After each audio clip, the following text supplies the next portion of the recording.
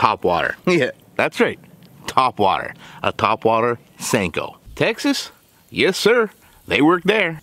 Florida? Oh yeah, buddy. They work there too. California? Totally works there. New York? Forget about it. New England? They slay 'em. And in Canada? There's no doubt, eh? This could quite possibly be the single greatest bait that consistently catches fish everywhere. So let's break it down. I'm going to teach you everything you need to know about the world's most universal bait, the one and only Senko. Today on Captain's Corner. That's a fish. It's a pig, guys. Oh, woo! There she goes. Whoosh! The pink Senko. Woo! So what is a Senko? Well, a Senko is actually a brand name of a particular style of stickbait. Now, stickbaits have been around for ages, but the massive popularity of this particular style of stickbait definitely started with the introduction of the Yamamoto Senko. This simple cigar-shaped soft plastic became so popular that it quickly became a top bait of tournament anglers all across the country.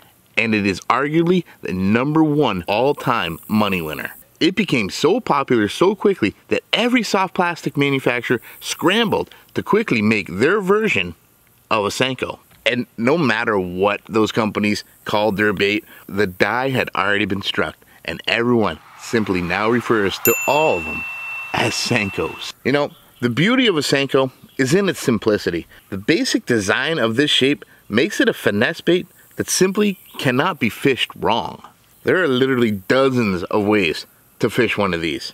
Texas Rig, Wacky Rig, Neko Rig, on a drop shot, weightless, even big weight punching, all produce fish. But without a doubt, the subtle, soft quiver of a slowly sinking Senko is hands down the #1 reason why a Senko is so irresistible. One of the only baits that I know of that can literally produce bites without you doing a single thing. Just cast it out there and hold on. Now, there's always going to be an argument on what is the best way to fish a Senko.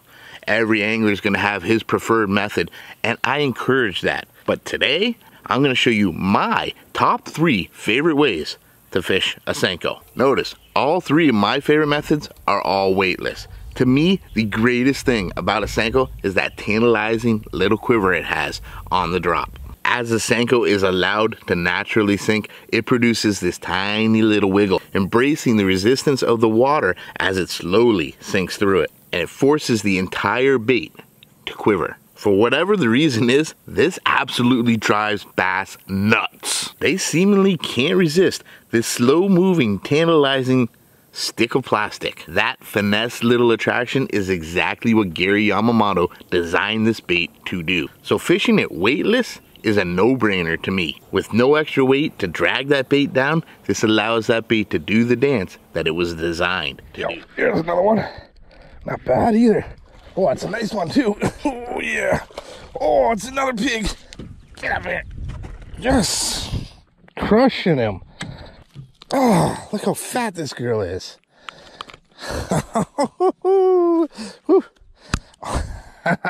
So fat. Just another chunk. What a beautiful pig. On the Senko. Back up in behind the tree. I seen a little pocket. As soon as I threw that Senko in there, swirl, and she went and grabbed it. Gotta love it. Gotta love it. This has just been a great day. My #1, I call this Big Texas. It's a 6-inch Senko Texas rigged on a 5/0 extra wide gap hook. This size, weight, and hook combo is responsible for some of the biggest bass I've caught this year. And even though it gets those big girls to commit, don't worry, it catches them in all sizes. This is my go-to method of fishing a Senko. That large 5/0 heavy wired extra wide gap hook is the perfect pairing to the bigger profile of a 6-inch Senko. That particular style of hook allows me to keep it weedless by exposing the point of the hook back into the bait. But that bigger, heavier hook adds just the right amount of weight to be able to pull that bigger Senko down, but still allowing it to have that soft, quivering action. it actually balances the weight out, allowing that bait to fall straight down. Twitch it up, and that heavier hook at one end will actually force the bait to glide off into the direction it's facing. Stop it, and it smooths out, straightens out, and gets that little quivering sink again. That makes this Senko a deadly cover bait around grasses, pads, brush piles, docks, and other structure. And bonus, it skips extremely well. Get it way back, underneath docks, overhanging trees and brush. Let it sink, twitch it up, let it glide, and let it sink again. And hold on. Boom. Absolute Senko magic.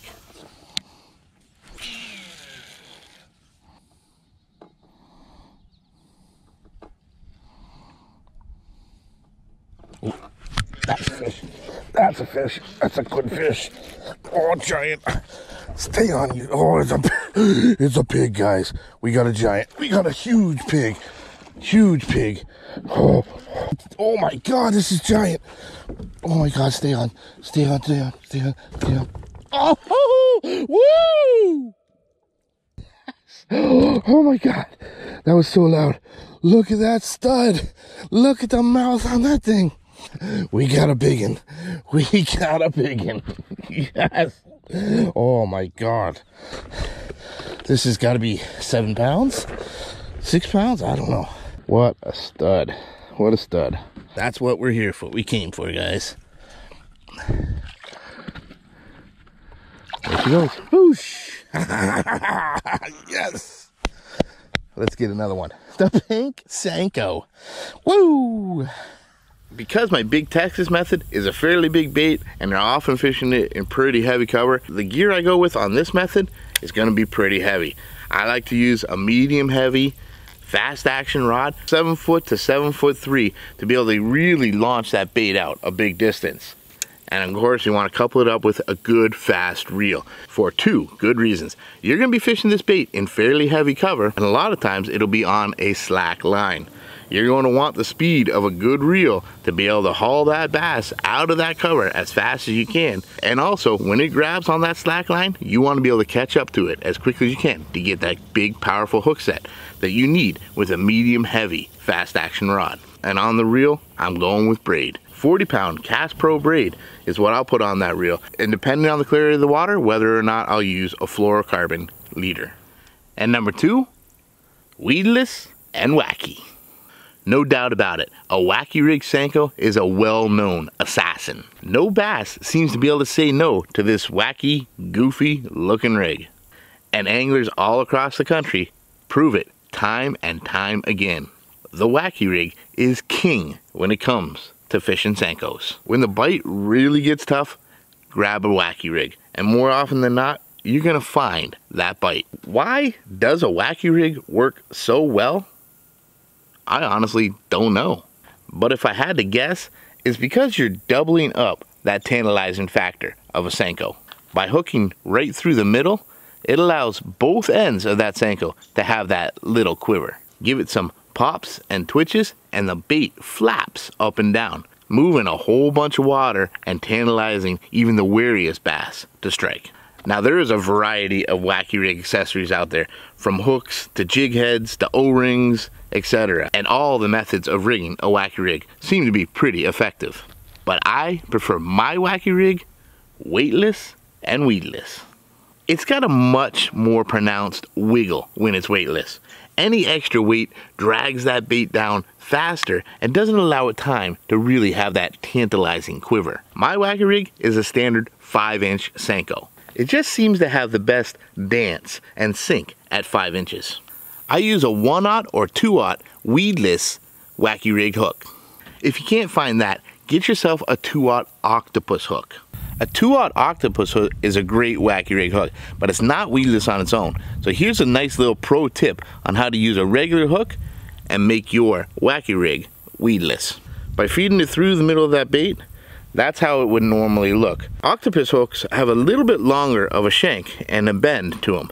If you slide that right up to the top to that bend, turn the hook around so it's facing back into the bait, and then you can bury that hook point, just like so. Burying that hook point back into the bait, you now have a Wacky Rig bait that is weedless. It's not a perfect system, but it's a real easy way to have more confidence in running your Wacky Rig weedless. Being weightless and weedless, I have confidence to be able to skip this bait deep into cover, underneath docks, in between pads, or grasses where those big bass are gonna lie. Weightless, wacky, and weedless. An absolute deadly way to fish your Senkos. Oh, he's running out here towards me. I can't tell how big he is yet. Oh, he's decent. Decent. Here we go. Woo. Yeah, he's not bad at all. He took that and ran away towards me. There it is. On the Wacky Rig. Not a bad fish at all. Really only been fishing about 5 minutes. We got our first one. Perfect. Wacky Rig strikes first. I fish my Wacky Rigs on my spinning gear. A nice 7-foot medium to medium heavy fast action rod, generally using a 2000 to 3000 series reel, 3000 better, and I'm gonna have that spooled up with either 20-pound braid and a fluorocarbon lever or straight fluorocarbon. Wacky Rig is a finesse style, and for me, a spinning combo like this is a much easier way to fish a Wacky Rig. With this combo, I can skip it right up to the edge or inside a cover with ease. And I have enough strength and backbone in the medium heavy and the 3000 series reel and that 20-pound braid to be able to pull fish out of whatever cover it's gonna get into. You enjoy these Captain's Corner videos? Do you wanna be part of them? Do you have an idea that you'd like to see me film? Join the crew. Become the Captain's Crew. Send in a video submission of what you'd like to see, showing me exactly what your issue is, what your question is, or what the situation is that you're dealing with. Every month I will select one of those videos and we'll make an entire episode right out of your video. So you can be part of the Captain's Crew and quite possibly be featured in the very next Captain's Corner. And number 3, topwater. Yeah, that's right, topwater. A topwater Senko. A Senko can make an excellent topwater bait if you work it just right. Now, I don't know exactly what a Senko is imitating. Is it a worm? Is it a fish?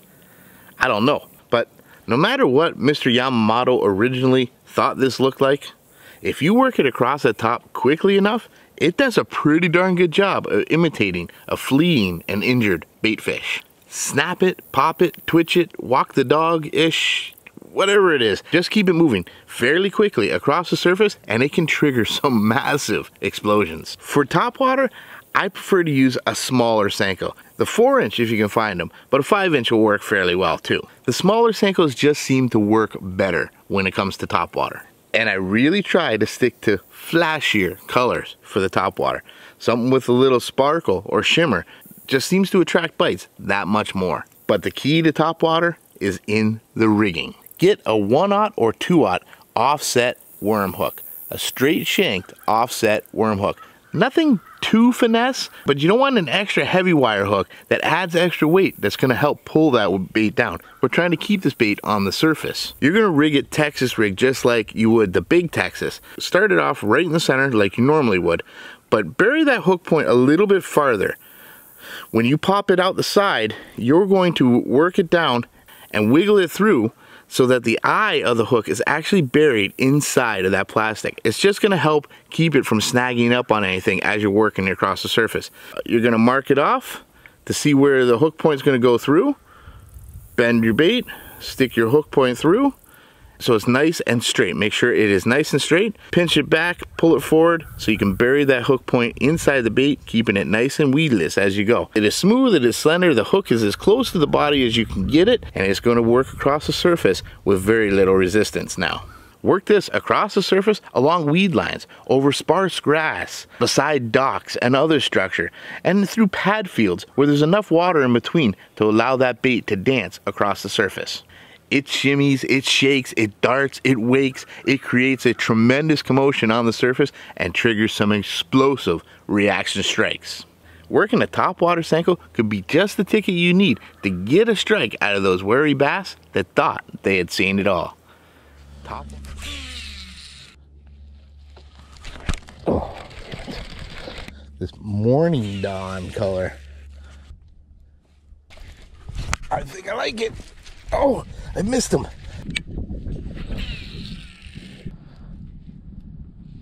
Oh, I definitely had my shots at that fish. Blew up on a Senko, didn't get it. Oh my God! How did he not have that? Did you see that explosion? Seemed like a decent fish too. Jesus, he hit it again. That is so crazy. 4 hits on this Senko on that from this fish. I got him. Oh yeah, we got him this time. Oh yeah. Woo-hoo-hoo-hoo-hoo. It's about time. And he's a decent fish too. Oh, it's about time. There it is. Nice 2-pounder. Solid. Woo. Solid. Yeah. On the pink morning dawn. Loving it. Loving it. And I personally like to fish my topwater Senkos on casting equipment.